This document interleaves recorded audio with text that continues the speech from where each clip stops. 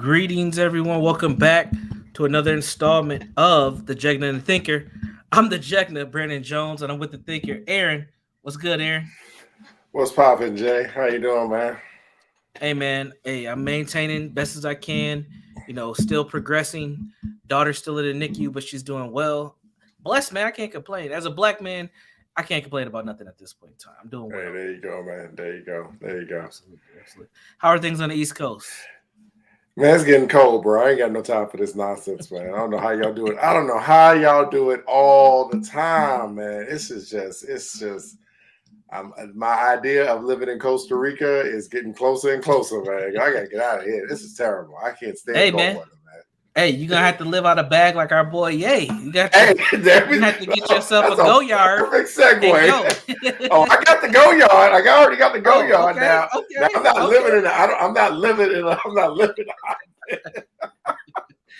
You have to get that go yard and roll out. You already got the bag, man. You gotta pack up and dip. You're about to be an empty nester soon, so you might start planning that, Yeah, man. Yeah, man. All right, we shall see, but I think this is going to be an interesting topic. Absolutely. Topic, Absolutely. So, like many people, you seen and I stayed up late to watch the Drink Champs episode. Yeah. I have been a subscriber of Drink Champs. I jump in and jump out depending on who's being interviewed. But they surprised us with Ye a few days ago. I was like, okay, this should be interesting. Now, typically, when I see a Kanye interview, it really depends on like who's interviewing him because he can go all over the place, right? But it's Drink Champs, and we know how Drink Champs gives it up. Like, you get a couple of them Tiger Bomb shots. Oh, gosh. Nori starts rolling up the J, and he starts slurring his words, and he don't understand. He can't pronounce nothing, so it gets interesting, right? So I'm like, this could be entertaining. But it was entertaining. It had a lot of gossipy stuff, which we might dibble and dab in tonight. Mm-hmm. But it was also pretty enlightening at the same time. And I thought absolutely Kanye was dropping some nuggets that people will miss because they'll hop on him going after John Legend, going after Big Sean, name dropping over 65 people throughout the whole episode. That's pretty dope. I ain't gonna lie. Yeah. That was pretty good. Hey, man, when you having brunch with people that nobody knows about, but these are the people who are running every brand you can think of, that's pretty dope. Or you can live out of a bag and just go get some Dolce & Gabbana, socks and drawers on GP. Hey, man. Hey, I'm not hating. I'm not hating at all. Right. So, yeah man. Yeah. So what did you think of the interview, man? So the first thing that I noticed, man, was his and I've liked Kanye since traditional Rockefeller days. That's when I first got introduced to Kanye. And it's very interesting. I always equate entertainers, specifically a guy like Ye, to people that grow up in the public spotlight, which is basically what he did. He these guys that grow up, he came into the business, I think he was 21, 22, and now we're talking he's a 40-something-year-old man. And so as I'm watching the interview first, I'm listening to him talk about some of the things that he normally has not talked about. He hasn't really talked about the George Bush don't care about black people. He hasn't talked about that. He hasn't publicly talked about the Taylor Swift incident. He hasn't talked about his relationship with Jay-Z. But the reason how I knew that the interview was going to have some constructive dialogue to it, Brandon, he was smiling a lot. Yeah. He was smiling a lot. And he seemed very, not because of the alcohol either, he seemed like a guy that was kind of at peace with where he was. Yes. And he was very open to just having a discussion and just talking. And it still was him because he did the classic Kanye rant to where, remember, there was a moment in there where Nori was like, I'm just going to let him go because he was just talking and talking, but he was smiling, man. And I can't remember the last time that I saw him publicly on an interview smiling. Now, I have seen him do a lot of smiling when he's doing the Sunday services and he's with his kids and stuff like that. But like talking to the media, I can almost understand why he's not smiling sometimes. You know what I'm saying? Right. Because the media and just if people don't get you, I think it can be a thing. And it was just happy to see him kind of take some stances. And let's be real, and we'll talk about this. Kanye started saying stuff that a lot of us be saying. Yeah.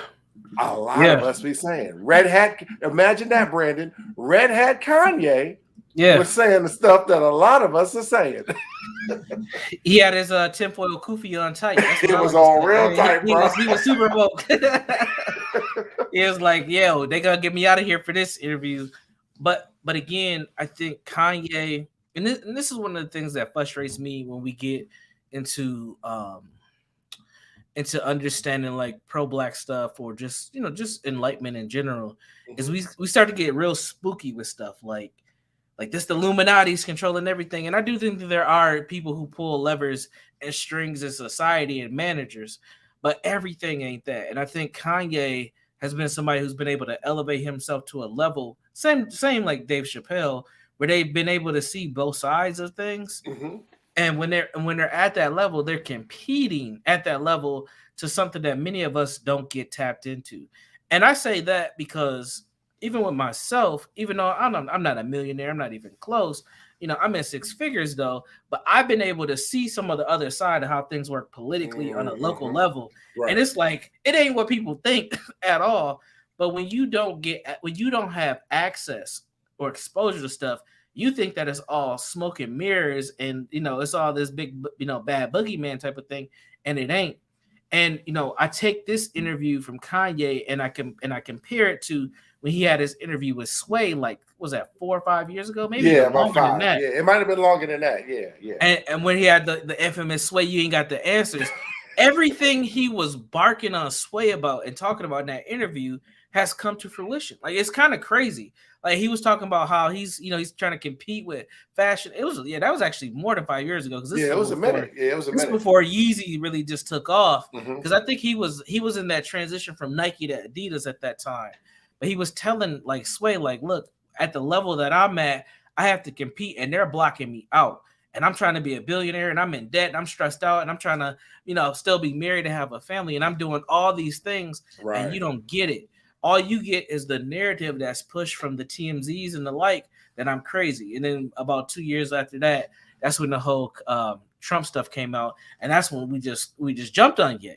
But then he dropped 3 albums through that, and you can slowly see the build up, right? He dropped the My Life of Pablo album, right. And people was rocking with that. Let's not lie, they had some bangers on there. He dropped that gospel album, that was trash. We can be honest about that too. But then he had one song on there, like one song, Follow God. I like that, but you're right, I didn't like the rest. Oh no, wait, he dropped 4 albums. I forgot the one that he did with Kid Cudi, the short one. The fact that you can't remember it says a lot. But continue. Exactly. So now there's some good production on there, but that was trash. We tried to do the seven tracks on each album thing. That was trash. And then so then it was the gospel album, and then he dropped Donda, which people liked in general, but CLB, Certified Lover Boy, came and just kind of smashed that out the way. But again, I think we've seen a place of Kanye, and you're right, where he is at a place of peace. He one of the things he talked about was not having a home, which was weird, right? Because we know he owns all this land in Wyoming. He's got the house in Calabasas, but he just talked about him being a nomad and how he takes pride in just being able to just have relationships with people where no matter where he is in the world, he can find, a place, right? And he talked about, and one thing that I think really got overshadowed, he kept saying this: home is when he's on FaceTime with his daughter. Like that to me, that meant something to me. Like that's home, when I am able to connect with my child. Now, granted, he's connected with her via FaceTime, but he's connecting, right? And part of that's due to him and Kim's divorce and all that good stuff. Right. But it's that's home for him. I think he's elevated himself in a space of fatherhood, manhood, and business, that he's at peace with all of it. And he's okay with however it shakes out, and he can be able to move forward. And I think that that's a place that many Black men don't make it to, honestly. So what do you think about that?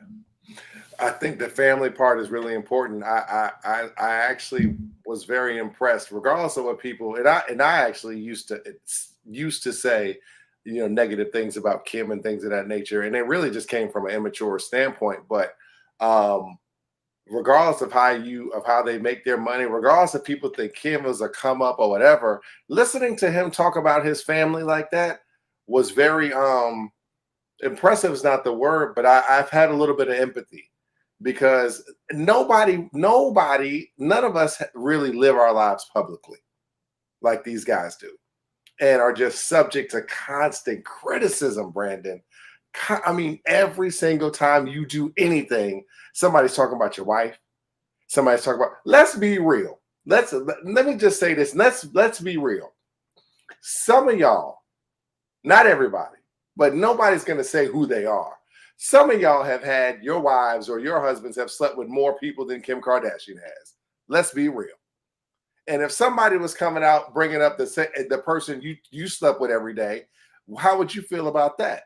Well, regardless of how you feel, he chose her to be his spouse, and they chose each other. So it's just some things that you kind of just pay attention to. And I'm like, man, yeah, he made a joke about it, but yeah, you know what, this guy, man, he kind of is trying to find his way a little bit. And so, man, the funny thing is, and a lot of us can learn things, Brandon, specifically. I think you mentioned this earlier about the business standpoint. I want everybody to remember, and this is a gem for everybody. When Kanye decided to go over to Adidas, what Adidas is now was not what Adidas was when he went there. Adidas was dead. Yeah. Dead in the water. Reebok level. It was dead in the water. Yeah. He brought it over, and literally they have touted this. He saved the company with his design, with his thought, getting with different architecture, bringing in different people with different ideas. He literally saved the company. And so I think people are looking, but the reason why I mentioned that, Brandon, he's a visionary. He's a risk taker. The easy play was to stay with Nike. That's the easy play. Nike is Nike, Jordan Brand, all that. I'm going to go over here, but guess what? I'm going over here to where I have a little bit of what we call freedom. And a little bit of what? Creative control. And they're coming in, and I'm the hot guy. And so Kanye, even in that moment, is teaching us about cultural leverage. I have the leverage. I'm not going to the place to where they might give me certain restrictions like Nike. I'm going over to Adidas to where they'll give me free reign and I can create other opportunities. And then even him talking about the deals with Louis Vuitton. And I know that all this stuff is luxury, but these are Black men in spaces. And my girl reminded me of the other day, Black men in spaces to where, let's be real, the closest thing that Black people had towards Louis Vuitton back in the day was seeing some bootleg stuff being done by Dapper Dan.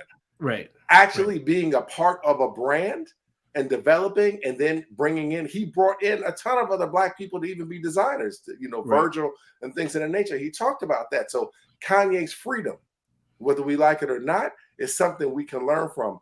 The home part, and I think we might got the freedom to just exist and be. Kanye is, and I know it's on a luxury level, but how many of us, Brandon, again, had the peace to even just say, I can go anywhere and I'll be okay. Right. And Kanye and Brandon, let me ask you this question. I never one time in that interview, even though Ye tried to run away from it a little bit, I never one time heard him talking as if he wasn't a Black man. I think he was actually trying to help us to understand we can compete and kind of go above some of this stuff. But the old idea of race, we have to kind of reject it a little bit and start to something and look at something totally different. Yeah, we still have to be in these places. We're still going to be mistreated, but how we're functioning culturally, we have to make some adjustments. Absolutely. And it goes back to what I've been saying on this platform and others about this whole kind of blended process that Black folks are going through. I honestly think that's our opportunity to evolve, is we have to rethink how to be Black. Like that sounds crazy. I get it. But in this society where automation is taking off, where the pandemic has really pushed us 5 years ahead of where we are even supposed to be, and probably even further than that. Yeah, I agree. We have to rethink what it means to be a Black person in this society. Because that old adage and that old idea of being Black and being a victim of white supremacy is, I mean, there's not a lot of evidence to even highlight that anymore. Like, to be honest, because right now, when we look at racism, white supremacy, most people are just thinking about police brutality. And if I want to compare police brutality to everyday community violence and shootings, it's like apples to crackers, man. It ain't even the same thing. Right. So it's like we have so many deficiencies in this society that we are about to get left behind significantly. Well, what Like, did go no, ahead. no, no. Go ahead. No, I wanted to say, but Good. I wanted to. I agree with you to an extent, but I think we're in. I can't because the word left my brain. But Mr. Fuller says that we're in the maintenance stage of white Mm-hmm. supremacy, to where everything, the traditional bang you over the head. This is not how this is going to work anymore. This No. thing is just flowing perfectly the way it's supposed to flow. To where even what you said, Brandon, I'm not sure what we're looking at anymore, but that's the point. Right. It still exists. Economics, entertainment, education, labor, Labor law, law, even politics, politics. religion, sex, and more. Kanye was even talking about politically how it works. So I didn't mean to cut you off, but I do think we still have that system, but it is flowing and it is being maintained and managed differently. I apologize. I didn't mean to cut you off. You're good. No reason to apologize. Kanye talked about every area of people activity. Yep. Literally, he talked about every area of people activity he did. throughout that interview. Yeah, he did. And again, it's people like him, and he's got a mental illness. We got to keep that in Mm-hmm. in mind as well. But it's visionaries like him who also have had this massive amount of success and have, like I said, seen this other side of how the world works, that we should listen and not ridicule him, and also not get caught on the very primitive talking points of his beef with John Legend, his beef with Big Sean. That's where we'll stay. We'll stay in that very like well it's like it's this whole like part of me would say lipstick alley, but that's part of it because they're gonna get, the feminists are gonna get their points. But it's like this whole like world star kind of response to things where we just stay in that sensational thing. Oh, he did so and so, and now it's gonna be on Shade Room, and we're gonna stay stuck on there. But there's a bigger message in what he's saying, and if you're really listening, you should come out of that interview thinking like, wow, this dude has done all this crazy stuff by making beats and music. Yeah. What am I doing? How do I advance my life in whatever I do? Now, that's just one area, but there's so many other ones that can be done, and him being able to move forward is pretty impressive. So, yeah. Go ahead. No, we got a comment. We have a comment. Dora V. Shout out to Dora V. Shout out to Kai. Shout out to Ashar. Appreciate you guys popping on. What about the study that Chase Bank economists did to show the $16 trillion lost in revenue due to racism and white supremacy? That's my point. So it's not bang you over the head, Negro knocker anymore. It's economically this is done. And so, now they're saying that, crypto and things of that nature, Dora V, are going to try to help offset that. But you're 100% right. These are economically, the system is flowing the way that it is, to where the regular way that the system was run, which is people being mistreated, is not like this anymore. It's all in the back rooms. And, Kanye, whether we like it or not, is in some of these back rooms. And now, hopefully, he's using his superpowers, whatever we want to call them, for good, to try to expose some of this stuff. But yeah, listen, truth be told, Dora V, I think that number is even too low. I think it's zillions of dollars, and that's just economically. We're not talking about our mental health. We're not talking about family structure, and those things are even more important than the money. So appreciate you bringing that up. Yeah, absolutely. I could pull up that. I'll pull up a little graphic on that too, but I'm not saying that racism, white supremacy does not exist. But what I'm saying is where it's at and how it's talked about are in two different spaces. Absolutely. Yeah, absolutely. You brought up how Mr. Fuller talks about we're in a maintenance phase, and we're not seeing the overt racism that our grandparents and sometimes even our parents seen and experienced. We're seeing a very soothing, refined version of racism. And if you can't articulate that to the people who are experiencing the racism, they'll miss it, and they'll also have a misguided understanding of what racism actually is. And I keep saying this over and over and over because this is what it is. Most Black millennials, Generation Zs, think that racism is police brutality, and that's not the only thing that's racist. Absolutely. But that's what they think. And if you get caught in that box, you are missing a huge part of what's going on. Absolutely. Cool. And slavery definitely has a huge role in where we're at today as well. But this is the study. Let me zoom out a little bit on this. Yeah, I appreciate it. Here's the Bloomberg study that they are talking about, that they brought up as well. But go ahead. Yeah, no, I was gonna say. So we're getting back to Kanye. I think one of the other things, economically, specifically, I think you and I in the beginning, what we want, what we off air. One of the things, one of the most profound things that he started to discussing was Black people and us bragging about us owning culture. And he said, when are we going to stop owning culture? And how about we try to own some land or own some NFTs, which is like digital art or just digital pieces that you can have on a blockchain? Because he asked the question, where has this got us? Now, I don't agree with him by saying that there are certain things culturally that are important to us that I think that we should keep and hold. Absolutely. What I do agree with him is that when we talk about culture, we have to be talking about something other than those things, Brandon. Does that make sense? We're not talking about, it's like like he talked about buying the block. You don't own the block. You don't own anything. And so us having these conversations, let's think about the majority of even some of our media platforms, whether we like them or not. The most popular ones are the ones that are talking about Kanye West's interview and other just foolishness that's going on a daily basis in Black society. It's very gossipy. Yeah. Let's be real. You know, it's not the Wall Street Journal or anything of that nature. It's something that's talking about gossipy because that's, as a culture, that's some of the things that we have started to, that we just went towards. Yeah, we but cling Brandon, to.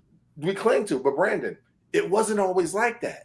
Remember, in the 1900s, Black journalism was important. When you used to get even the Final Call, can't remember the paper out of Chicago, the Chicago Tribune. Can't remember the name of the paper, but you had all these papers that were telling people in Black America what's going what's on. happening. Yeah, even, man, you think about even Ebony and Jet used to do that, to where at least it had constructed. Man, Dr. Welsing was in Ebony. Dr. Welsing used to write editorials for Ebony. In Ebony, yeah. Now the only Dr. Welsing you're gonna see is somebody named Welsing twerking. Like, you ain't gonna see, you know what I'm saying? You're not gonna see anything. It's anything about that. So even Kanye talking to us about culture, but I don't want to go too far. You're good. The culture part, Brandon. The culture. What do we own? Like, we always want to cancel somebody for taking our dance, or Brent, we were the first ones with the cornrows. Those are ours. We did the dreads and the Bantu first. knots. And the Bantu knot. That's we got us. Adele out of here a couple a year ago. We canceled Adele. Then we brought Adele back when she started dating Rich Paul. This is foolishness. This is foolishness. But don't even those the amount of energy as a people, the amount of energy. And I also think, rightly or wrongly, it also tells us how broken we are when we put that much energy towards that stuff as well. Yeah, and that stuff is symbolism. It's surface, right? At the end of our culture needs to be able to build institutions, and those institutions need to be able to cultivate something better than what we have right now. And Dora of L actually brought up a really good point in the chat. We talked about desegregation ended our industry. Desegregation ended our institutions. Once we moved into a segregated state, what ended up happening was we let a lot of our authority and agency within our community go. Now, a lot of that authority and agency was forced upon us. We had no other choice. I mean, granted, we still had white folks or white supremacy culture in society dominating our decisions, but we had decisions in a box, and that box we controlled as a community based on what I've seen. Now, I wasn't born in that time, but based on what I've seen, we had a lot of control over that. But what ended up happening is, the Chicago Defender. That's right. Thanks, Shaw. Appreciate it, Shaw. I just lost the name. That's why we got Shaw. She didn't. But what happened was, man, once we got and I want to bring up a point with this desegregation piece, because I think this is something that gets overlooked. When desegregation happened, I feel like we were very prime and ready to be assimilated into white culture. I think that we probably were fed a lot of messages that thought we were going to be equal. I think that this was also highlighted in the show. Oh my God, the show that was on Lovecraft Country, that was on HBO. And they had one main episode, but it was the storyline continued to several episodes where the dark skinned sister, I can't remember her name. She was the sister of Jesse Smollett's sister in the show. But she was trying to get this job downtown at like your local Macy's or whatever. And what ended up happening during that was once she got the job, she realized it wasn't really cracked up to what it all. But her Right. whole goal was to have that same experience like white women.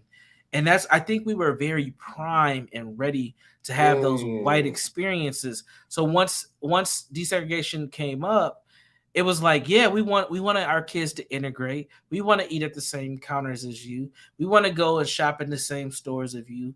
We right. want to live in the same towns and next to you because we felt like that American dream and that ideal was something that was going to be afforded to us, but Right. not understanding how sadistic and toxic racism, white supremacy was already ingrained into the system. That even for those folks who did have those opportunities, it came with hell to pay, and we're still paying for it even to this day, even though we're not getting coffee and sugar poured on us at the counters and all that. Yeah, it's We still different. had the It's different. lingering, the soothing impacts of it, and we didn't understand how to operate institutions. And I feel like that's one of our biggest problems that we have today. Yep, and the oppressed absolutely becomes the oppressor, and then we start to bring in. There's a girl on. I'm speaking this into existence. Her name is the Crimson Cure, and it's sister Yeah, on YouTube. Kendra, She's a Kendra yeah. G. Yep. You know Kendra? Yeah, I'm familiar with Okay, Kendra. Kendra, you coming on the show, Kendra? Stop playing. But the Crimson Cure, man, she did Char really this. know Kendra too. Char really can connect us probably. Yeah, man. Let me tell you, this sister did something the other day. She was talking about this 10-point value system, and it just blew my mind. But it goes Yeah. directly into what you're talking about, which is integration.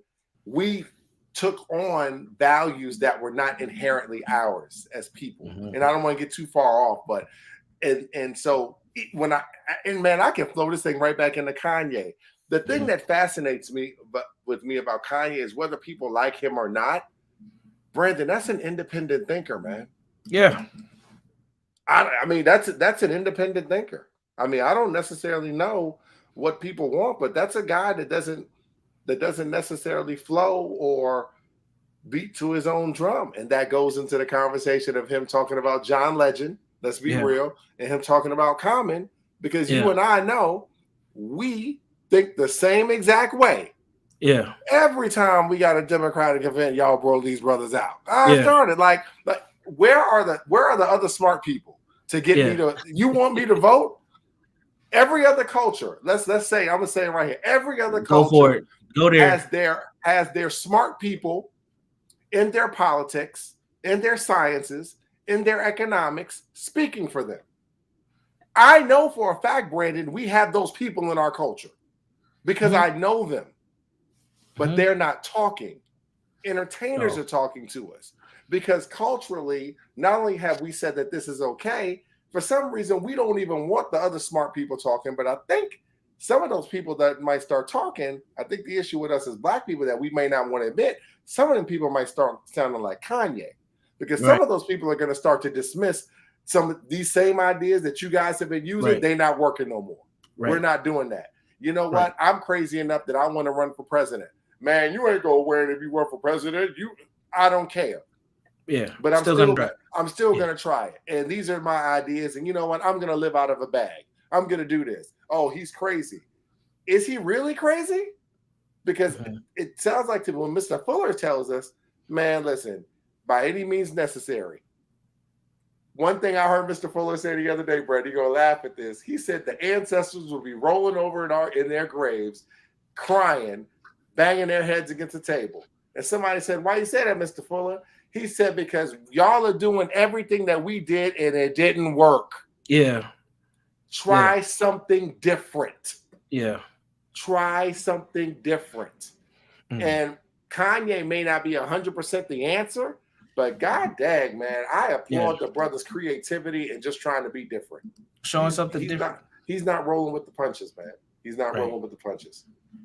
And he's shown something different several times, and he gets ridiculed and criticized for it. You know, this reminds me of another point from Mr. Fuller, where Mr. Fuller says, you know, the system, when it comes to Black people, the system creates two things: monsters and monstrosities. And have you heard him say this before? Yeah, man, Mr. Fuller, man. Sometimes Mr. Fuller make me put my head down. So I'll be like, God, sorry, Mr. Fuller, God, you talking about me? Nah, So when he talks about monsters, he talks about people who are just extremely destructive. Like these are non-constructive individuals. When you see people like this parent down in Houston who her white boyfriend killed her son and they left the kids in the apartment, that's a monster.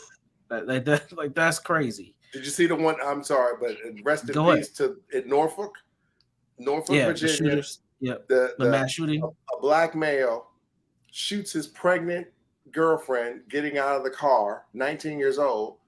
The mother comes to help. Yeah. He shoots the mother and her partner at point blank range, kills them. 2 other people coming to help, and he shoots them too. Yep. Monsters. Monsters, Brandon. And these people are in our communities. And we support them. Well, we're not gonna go there today. Yeah, man. That's a whole other podcast. Rest in peace, man. But rest in peace, and my condolences to those families. I hope they throw homie under the jail. And then all the other Dusty Negroes, y'all better be on the lookout because y'all need to be there too. Because this is just getting absurd with the level of violence that we're seeing. It's unacceptable. Yeah.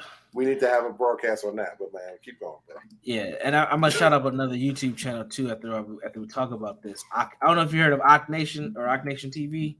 He covers all of this all the time. All he does is cover news segments after news segments, just highlighting this craziness. But back to Mr. Fuller, he talks about monsters and monstrosities. Now, monsters are things like what we just talked about, where you have these just atrocious killings that just are senseless, and they'll be over nothing, like literally absolutely nothing. It could just be a disagreement or a funny look, or you stepped on my shoe, or you looked. It could be anything. But then the monstrosities are people like me and you who are still defective in this system, but we're still trying to figure out a way to make it through. You're successful in real estate and banking. I'm successful in mental health and social services or nonprofits.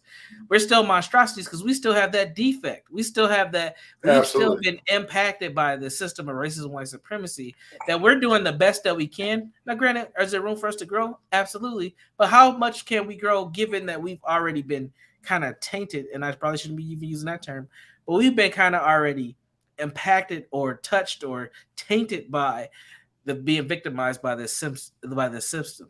And yes, and we definitely want white acceptance. That's huge. Many of us seek that validation, and breaking just that thought process from the white acceptance is so hard. Many of us want white acceptance, and we don't even realize that's what we're striving for. 100%, absolutely. And that's a scary piece to be in.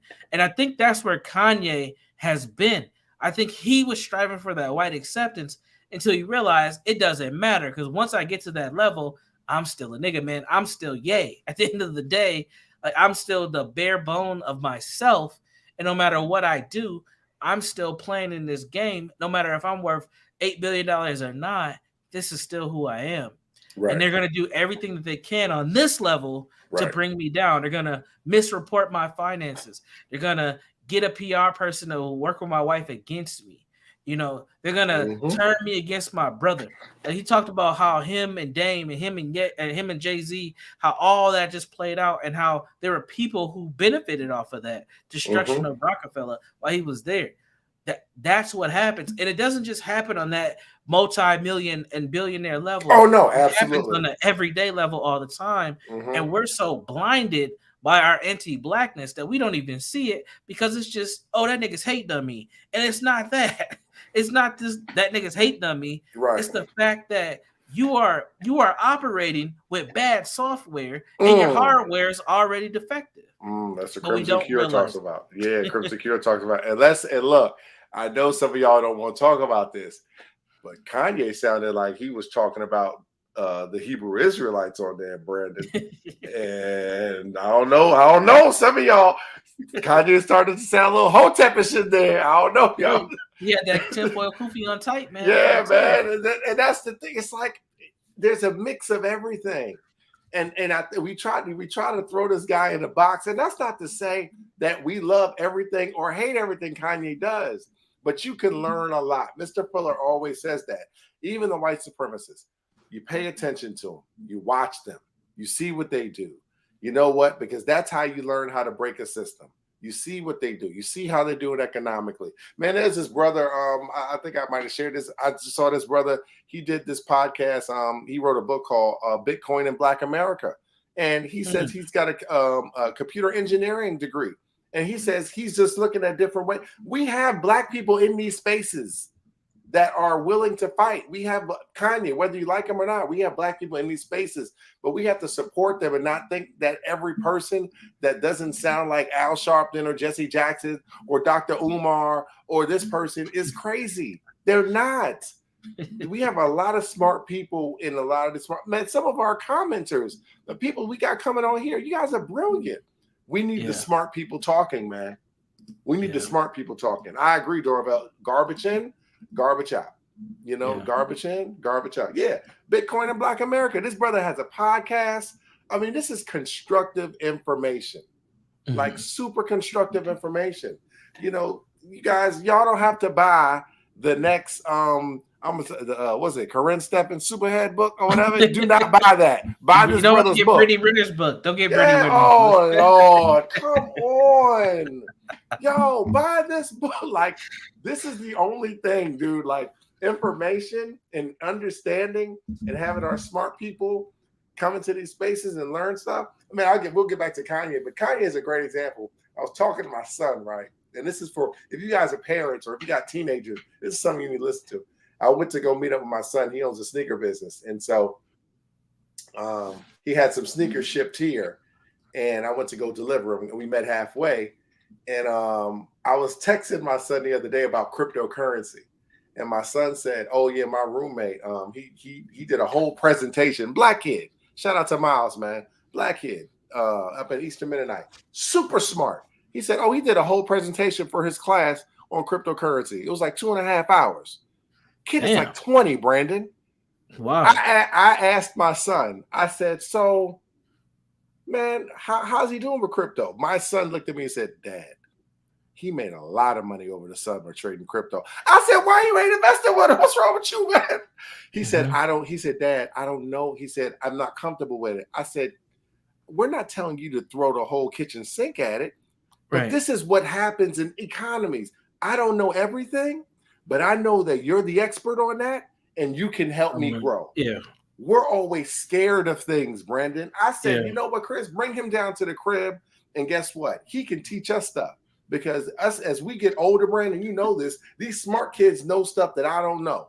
And and there's a 20-year-old right now, Brandon, that knows something about technology that can take things in your business to the next level. Yeah, Geritol, exactly. You know what I'm saying? Yeah, you know what I'm saying? But I'm just bringing that up. It's like people like Kanye, you need to watch some of these moves that they're making.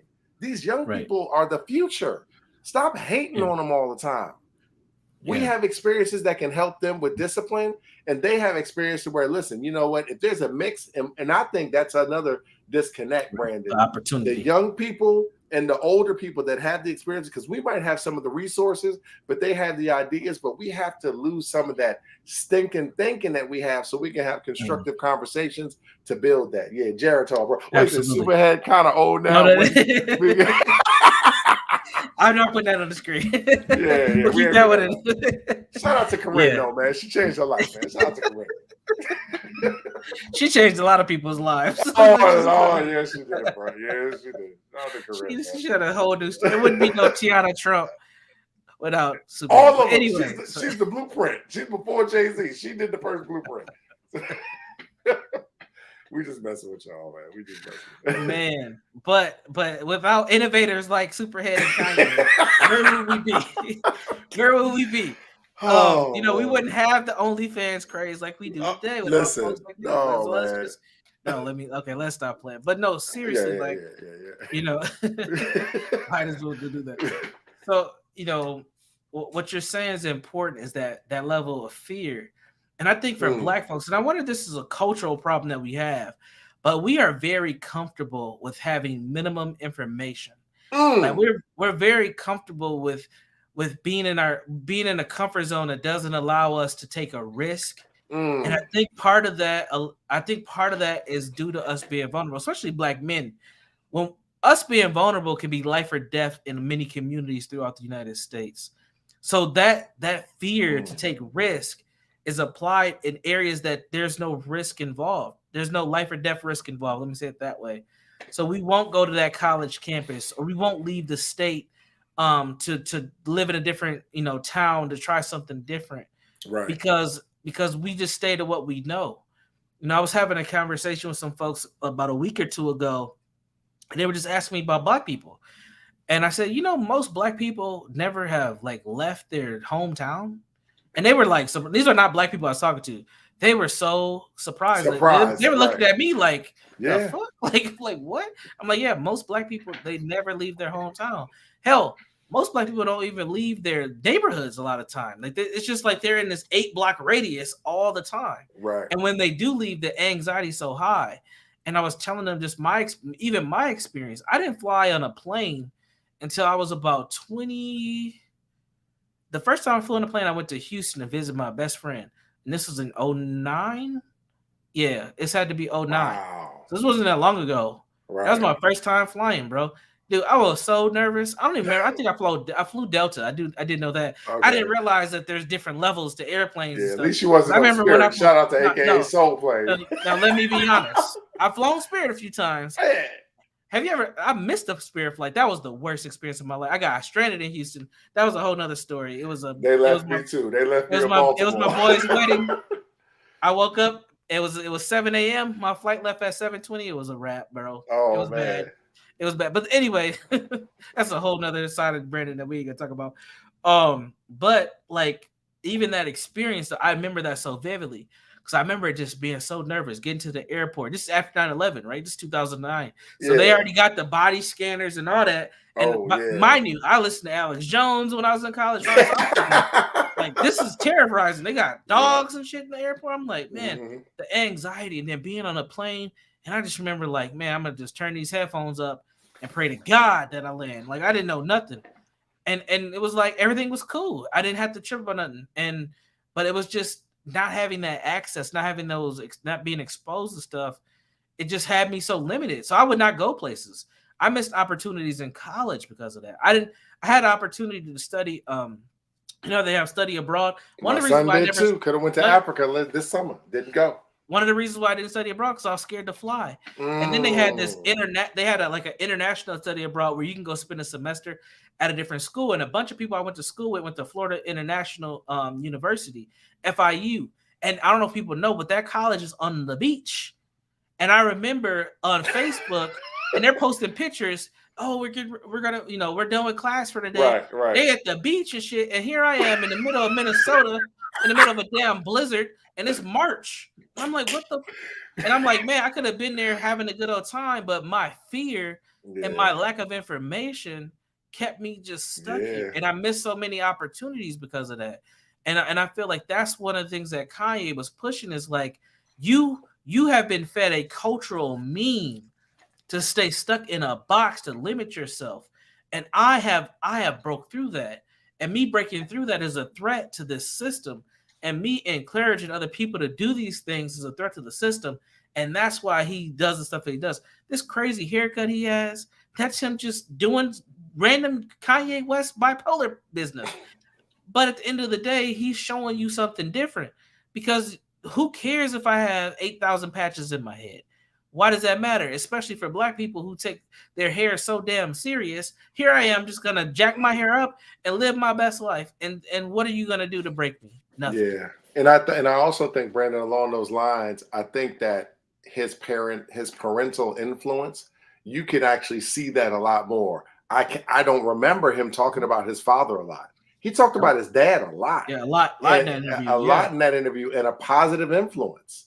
And being a positive, talked about his mom and his mom being the chair at that university and things of that nature. But the key thing you just said, Brandon, is Kanye, all those name droppers, I heard he said, oh, I was in Africa.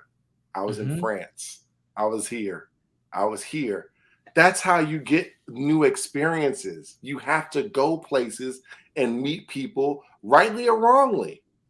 rightly or wrongly, whether it's good or bad. You can't be, we can't change this. We can't end the system if that's the ultimate goal, by us sitting in our homes on the internet in our basement and intellectually masturbating with each other. That's not going to happen.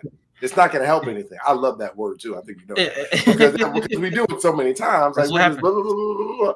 But yeah, Kanye traveling, like, okay, I was in Paris and I'm seeing this stuff. And I'm just like, man, you know what? That's a different culture. He's seeing different people. He's learning different things. And that probably gave him all these different ideas. So I think just even as a creator, we could just learn things from somebody that's that level of a free thinker. I also think, and I know we got to make sure we stay on track. I also think as Black people, we are not used to somebody thinking that independently. No. And being that confident and doing the things that he says he's going to do, because he's failed publicly. He's been chastised publicly. He's done well publicly. You know, he's been we've called him a loser. The culture hates him. And then he comes back and he's failed. He's done everything publicly. And that person, the level of belief, Brandon, that you have to have to keep that level of belief, that's something that we see it in athletes, but publicly in our business people, we don't see that very frequently. We don't see it. No, because many of us don't believe that far, right? Many of us just stay stuck, and we have fantasies, and we don't even act upon those fantasies. We don't take any steps towards those, and taking those steps includes the risk. And the other thing is, I think there's another side to this coin. Is it's not just the fear of the vulnerability, it's also the public kind of wrangling that happens when you do this. So if a 16-year-old boy is acting the way that Kanye acts, he's weird, he's gay, he's strange. Oh, you think you better than us because you want to read? Like these are the social boundaries and the limitations that we put upon one another within our culture. And that's stuff that people's parents will say to them. Like, that's the crazy part about a lot of this. It's like, oh, nigga, you think you better than us? It's like, damn, I just want to ride a skateboard. But it's like, it's this automatic negative projection that's put onto me for me just wanting to have interests that are different than the quote unquote norm in the community. Yeah. And now that I think about it, man, all of his projects, the stuff like you know, the funny thing, Brandon, you talked about in the beginning, like the stuff we liked or we didn't like, you know, the gospel. But for him, it's all a process to learn from, to do something different. Right. For us, we're consuming it as consumers. But for him, the one he didn't like, he's like, okay, I had to try this in order to see if this was going to work. I had to try this in order to see if this was going to work. I mean, he talked about in like 99. You know, he did interviews back then. Yo, I would love to have the opportunity to design something, to do something with the Gap. He actually did it. Yeah. Like, he actually did it. Kanye West, I want to be clear. Kanye West is not the first rapper to ever rap. There's been 40,000 million other people to rap, but there's something about him, whether we like it or not, and people have enjoyed his music. If you're good, you're good. That's one thing I do say. If you're good, you're good. And the dude is talented, man. He has an ear for music. He's done different things like 808s and 808 and Heartbreaks, man. That's a genius album just for him to try something different sonically. But we can learn from that independence, Brandon. We can learn from that. And I think sometimes we get caught up on whether or not we like it, but you know, you have to admire a guy that has that level of that level of independence. Red hat or not, y'all. Red hat or not. Yeah. Yeah, he's not afraid to set his own bar. And I think that the bar for us has been set so low that we don't mind, like, we don't plan to cross it, because if we do, we get a lot of times people get chastised. Oh, you ain't got a degree, so you think you better than me. It's like we gotta move beyond that, especially in this time frame. And Erica Williams talks about this all the time. Like, you need to get with the times, because it ain't winter's coming. Death is coming. Like, you need to get with what is going on, and you have to be able to be a creative like Kanye. You have to have confidence in your ability, and hell, you got to learn how to read, man. Like, I keep bringing up the literacy rates all the time. Yeah, I know, because people don't understand like how important that is. When you cannot read, that you cannot function in this society. So when we talk about, oh, athletes don't know nothing about their contracts, well, a lot of times they don't even see their contracts because they don't hire somebody else to take care of them, and plus they can't read them in the first place.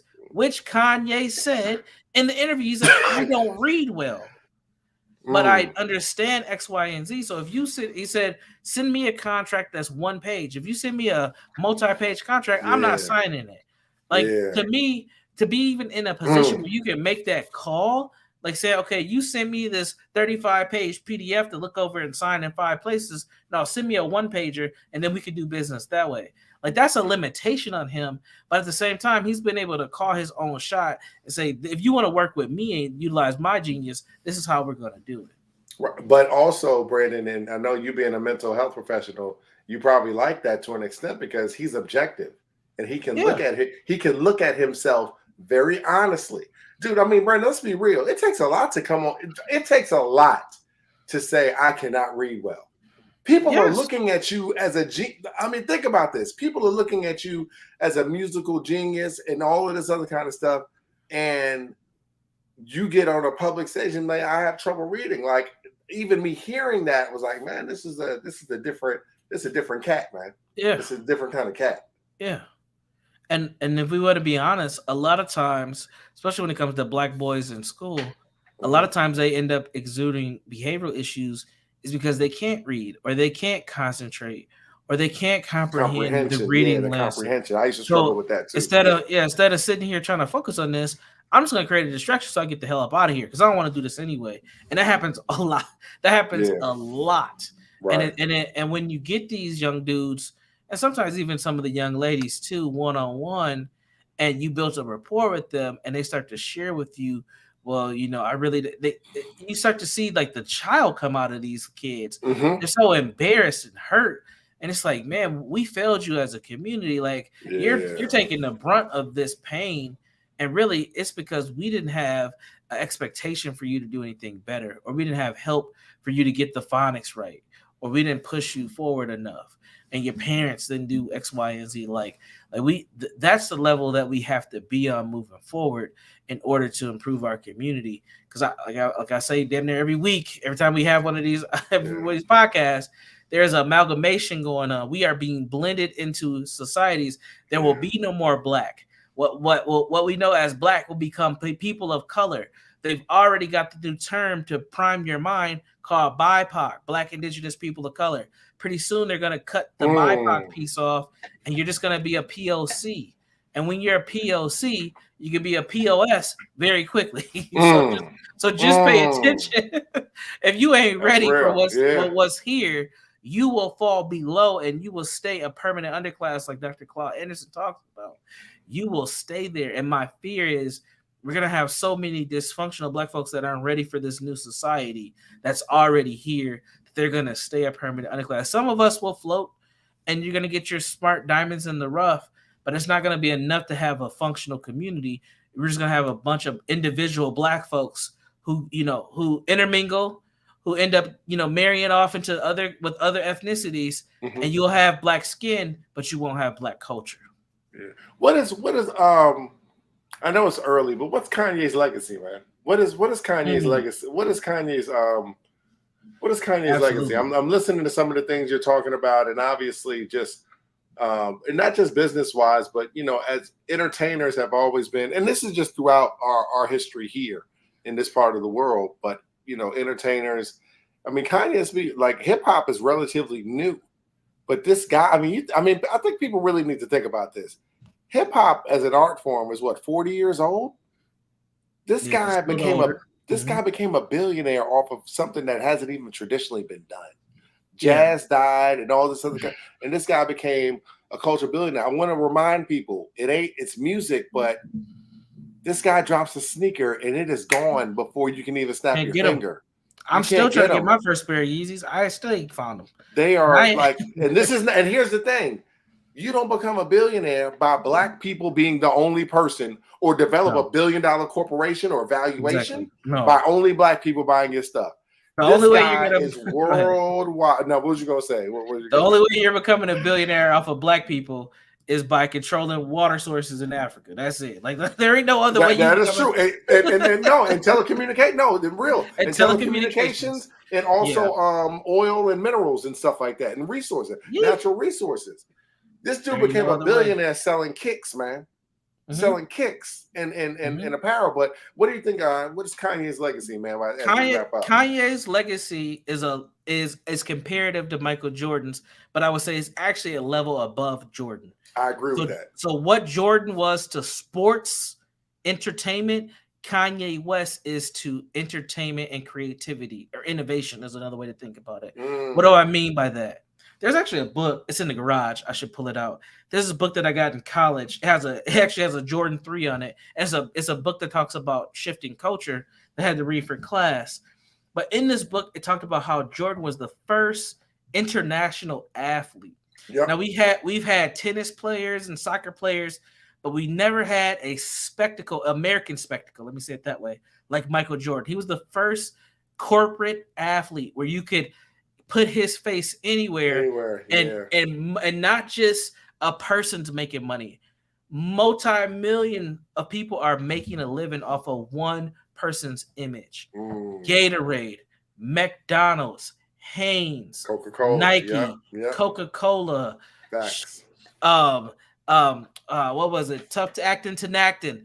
Right. Stuff we don't even talk about anymore. Right. Michael Jordan. I mean, I think Michael Jackson was the one who opened this up. Yeah, I was gonna say Mike Jack. Absolutely. But I would say Kanye has even surpassed Michael Jackson, not in popularity, but as far as influence, being able to make an influence. Here's why I say that. Kanye West was able to leverage a music career as a producer first. Okay. Most producers didn't get that much credit. It's like the DJs. They've always been underappreciated. Right. Absolutely. But what Kanye did was he was the first rapper producer to really make it big. So no matter if you had a beat or a verse or a combination, it was going to get some play because that's what Kanye did. Kanye had influence on the music world. He opened up the music world to people to be both rapper and producer. That really didn't happen before Kanye. But he also had an influence on sound. And he actually changed the hip-hop sound twice. So first with the heavy samples, there were other people who did it as well, but you wouldn't have a Just Blaze without Kanye. You wouldn't even have a lot of what Swiss Beats was doing without the influence of Kanye. That's big. And then with the 808s and Heartbreaks, even though I think that album's trash, I still can't listen to it today. He created a whole new genre of music. You wouldn't get the heavy 808s and the auto-tune without one T-Pain bringing in the auto-tune, but Kanye bringing in the heavy 808 beats at the same time. You don't get your London's on the tracks and all these other producers without that Kanye West influence. I agree with that. Hell, to a certain extent, you don't even get parts of what Drake has done without that Kanye West influence. So that puts him in one lane. But he's one of the first entertainers who's been able to transition out of music into fashion. Most rappers, singers, they transition from music into acting. He went into fashion and broke. I mean, literally, he surpassed two companies. Nike's always been in good standing, but when them red Yeezys came out, he literally jumped over the Jumpman. I mean, he said it in the line, but he was telling the truth. Yeah. That shoe sold better than every Jordan ever. That red damn Nike shoe, which is probably worth a couple $1,000s now. Yeah, and probably can't get. You'll be very rare to even see someone have those on their feet because they're such a collector's item. And then to go from Nikes to Adidas and save that company. And then, I mean, he's producing the craziest looking shoes ever, and people are wearing them. Right. Like, I don't know if you've seen them new Yeezys. They look like a honeycomb, but these things are crazy. Right. But I want to wear these things. Yeah. But I want to say one thing before we finish up. What Dora, he's mentioning all these companies, but those are Baby Fat, Sean John, things of that nature. Those companies were relatively urban brands that died. And they were very faddish. And what I mean by faddish is kind of like, oh, this is what I see a rapper wearing in a video. Yep. Yeezys are not that. No, everybody. I've seen grandmas wearing Yeezys. I've seen young people wearing Yeezys. I've seen middle-aged people like myself wearing Yeezys. Brandon's trying to get a pair. My son has Yeezys. This is something culturally that has just You don't see nobody wearing Sean John sneakers, bro. Like, let's just be real. You don't look at them space boots. People wear these though. Like, Listen, seriously. culturally changed. Listen, culturally just changed, man. Listen, but Brandon, the crazy thing is people say that stuff is ugly. I guarantee you, if you do the research and you had an interview with Kanye, he would start to talk about the engineer that he met that helped him do these designs, the architecture that he saw somewhere that get. You see what I'm saying? Like that's not just coming out of let's just mold it and look like this. This guy's a student of the game. Yes. He's a student of the game. And that's something also, I know we got to finish, but the name dropping, this guy, that name dropping also he's having a lot of conversations. He's doing a lot of learning. He's being observant. He's already talked about he's done internships and he's worked at all these other luxury companies before. This he gets into a game and he learns it. And that's something that we can all learn from Kanye. He just doesn't do something and not try. And like you said, bro, I think that point, man, you got to say it again. What'd you say about minimum information? Say that again. We are comfortable with having minimum information. This is not a guy that's comfortable with having minimum. Kanye, and you would agree with me. This is not a guy that's comfortable with having minimum information. You don't create the pieces of art, clothing, and everything, whatever you want to call it. This guy wants to be a perfectionist at his craft, and as black men, we could all learn something from that. Mm-hmm. And honestly, I don't think he's done. I think that the fashion world is just the next step to the architecture that he was talking about. He said he was really into it. He studies it. He goes and meets all these architects, and he said he's starting to build buildings like a city, Brandon. Cities. Yeah. He's also building the city, his own city, which sounds nuts. But why not? I've come this far. Why not? And I think that endless stream of consciousness, possibility, and hope is something that we can all take and admire to help us move forward in life. And we shouldn't limit ourselves just because we grew up poor or we don't see black people in positions. That shouldn't limit us to getting there, because I think Kanye West, granted a genius in his own right, he's showing us a way to forge your own legacy. So to me, his legacy is being a all-time innovator and generator of creativity to get to wherever he wants to be. Whether that comes with failure or humiliation or shame, he's still making it happen. And I think that's something that as a black man, we can admire and accept. Absolutely. Well, we just want to appreciate everybody for hopping in. Thank you for coming to the Jegna and the Thinker. Smash that like button. Share it with a friend. Share it with your grandma. Share it with your kids. But share it with Yeezy. Share it with Yeezy. But yeah, shout out. We name dropped a couple people. So the Crimson Cure. Appreciate all the guests, Dr. Shar, Dora E. But hey, appreciate you guys, and we will see you on the next one, Jegna and the Thinker. All right. Peace out, everybody.